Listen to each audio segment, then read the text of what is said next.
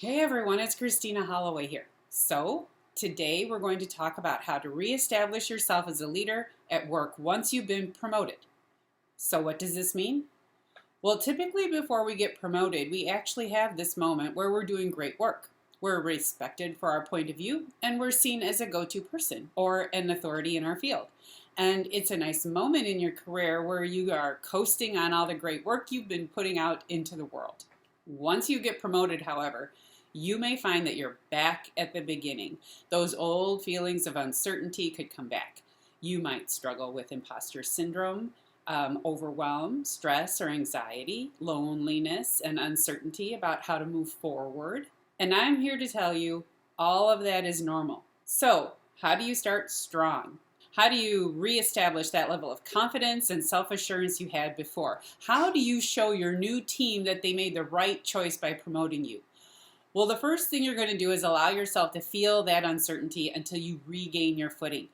Then you're going to follow this simple 3-step approach that will help answer all these questions and more. You'll learn how to establish strong relationships quickly, how to develop trust with key people, and how to position yourself as an authority, even though you're just starting out at the beginning all over again. And that's what we're going to talk about today. Real quick before we get started, please make sure to hit the notification button, hit the like button if you enjoy this content, and go ahead and hit the subscribe button. I would really appreciate it. All right, so let's get started. At the heart of starting a new job and new promotion strong is checking in with your confidence. Now, if you've just been promoted, you could be experiencing any one of these scenarios right now. You requested a transfer or interviewed for a new job, and you're in a higher title and better job someplace completely new with all new people. Or you've been tapped as someone to take the lead with a team of people who have been your peers for a long time and now you're leading them. Or you've been promoted with a better title and better pay, but not much else has changed because essentially you were already doing that job for a while and you needed the promotion to be in alignment with your current work. Any one of these situations is going to tug at your level of confidence. If you're in a new and unfamiliar environment, you could feel isolated. If you're leading your peers, you could feel intimidated, and if you've been given a promotion because you were already doing that work, you may be asking yourself how you can show up differently to continue to stand out. For any of these situations, there's a simple 3-step framework that will help to relieve any uncertainty and get you started strong. So let's talk about that. Number 1, get on the same page as your new supervisor. This is about taking the initiative to change the professional relationship you have with your supervisor. You want to be the one to make the outreach, and you want to be the one to set the agenda for the first meeting, or at least try to do that. Here's why this is important. You have an opportunity here to set the tone with this person, establish a more professional relationship, and communicate exactly what you expect in terms of career development. Explain what you want to achieve.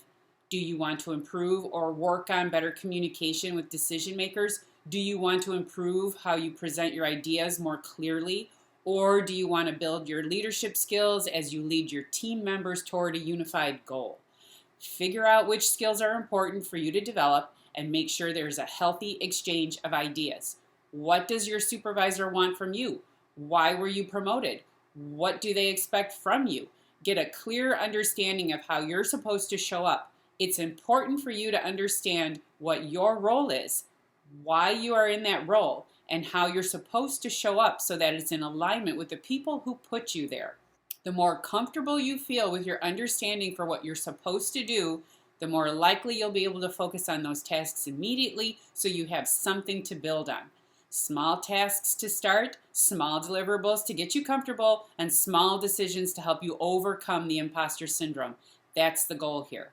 Number 2, make yourself available to your team. This is going to be more important for those of you who had been promoted and will now be leading a team of people. You might be leading a team of strangers, or you could be leading a team of peers. If you've been promoted and you don't have a team to lead just yet, this could also apply to ensuring you develop a healthy relationship with your peers who work alongside you. Again, make sure to take the initiative to reach out as soon as possible. Try to get on the calendar or schedule calls individually if you can. And you only have one thing to talk about, asking this question: what do you need from me? Here's why this works for both subordinates and peers. You need to reestablish a new working relationship with the people around you. Now, you might hear someone tell you that nothing's really changed, you just have a new title. But I'm just going to tell you that's a little bit of gaslighting. You were promoted, so the way you show up after that moment has changed. Someone else just doesn't want you to change. If anyone starts making those types of comments, then just let them know technically, yeah, you're still the same person, but you're also excited to have this new role or these responsibilities, and you'd appreciate as much support as possible. It's really unkind for someone to try to diminish your accomplishment like that. And following up with that statement, make sure to ask the people around you how you can make yourself available to them under this new role. Have you been given decision-making responsibilities? Ask how you can add value to difficult projects. Have you been given the task of unifying multiple teams into one? Ask what each person is looking for in that new team structure. You get the idea. You want to figure out what the needs are from the people around you. You could be in a position to move things forward in a way that you couldn't before. It's important to make note of the wants and needs of the people around you so you get a better understanding of who you are in terms of strategic initiatives and your role in them. Remember, this isn't about promising anything just yet. It's about getting a clear understanding of what others expect of you and weighing that against the conversations you've had with your supervisor and what leadership also expects of you. You're trying to understand if there's a gap and how big it is. Number 3, use a listening approach for maximum impact. Okay, this is where I'm going to give you some effective coaching techniques that will help you establish yourself as a strong leader right out of the gate. Now, I work with a number of major corporations, and in their cultures, they absolutely want to establish their management and leadership teams as people who can coach their teams. I have many clients who want to learn what it means to manage their people through coaching questions or lead from a coaching mindset. So here it is. It's called a listening approach. So, a listening approach is all about asking active questions to draw out the issues and concerns of the people involved. It's an effective way to deal with interpersonal conflict, and I've mentioned this one before, it is not easy to do right away. This requires you to slow down your thinking, focus on the issues at hand, and respond to exactly what the person has told you instead of responding to what you think the person meant to say. Also, using a coaching approach is intended to help the other person work through the issue they brought to you by talking it out and coming to their own solution. You're just asking them active questions as you listen to their concerns. The end result is that you allow them a space to be open and honest, and you give them permission to come up with their own solutions. Why is this important? When you're first starting out after a promotion, you'll be leading people. You'll absolutely want to hear their concerns about what's going on with the team or in the department. Whether they admit it or not, the people around you have expectations when someone fills a new role, and they absolutely want to be heard. For them, it's an opportunity to share their thoughts and concerns, ask for changes, or express frustrations that they believe have gone on too long. You're going to hear these things, whether you ask directly or not, so make sure you ask directly. Step in front of it. Being an effective leader is all about establishing trust with the people around you and giving them permission to share their concerns in a neutral environment. The more you can get in front of these conversations, the better you'll be able to deal with some of these issues when they flare up. And yeah, I said when, not if. Interpersonal dynamics always flare up eventually. You just need to know how to handle it. So, how do you use this listening approach? Ask open-ended questions to start. For example, how have you enjoyed working on this team over the past few years? What goals or career objectives have you set for yourself, and how do you see them playing out in the next year? What projects are you working on these days? How are they progressing? Do you have any concerns? What would you like to be working on going forward? I'm excited to work with you. What do you have on your plate these days? How's it going? Once you get into a discussion around the answers to these questions, use open-ended follow-up questions. What are your plans to move these initiatives forward? Where else do you have concerns?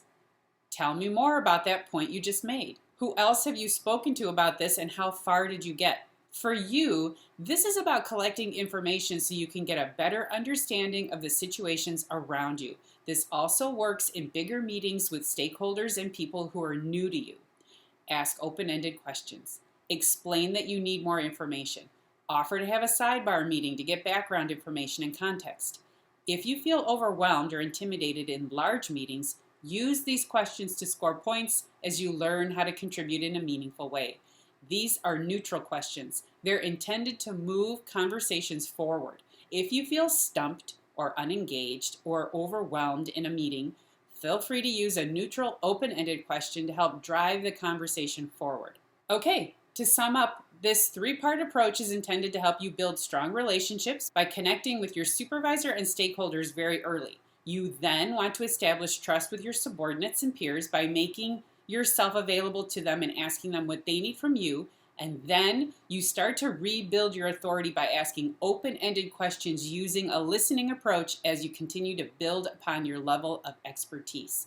These techniques can be used interchangeably and do not need to be used in any order.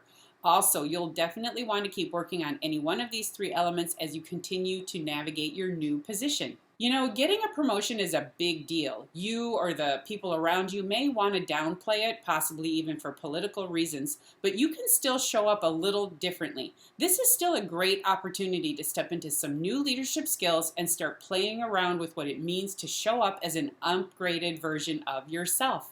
You may feel overwhelmed or nervous or doubtful, but I also want you to feel excited and validated for your efforts. If you've recently been promoted, then congratulations. Things have changed for you. Step into that new reality and do it with confidence. Just a reminder that if you like this video and you want to see more content that will help you build an effective leadership brand as you climb that ladder of success, make sure to subscribe and hit the notification bell so you never miss a helpful tip from me. Thanks for watching, and I'll see you in the next video. Bye.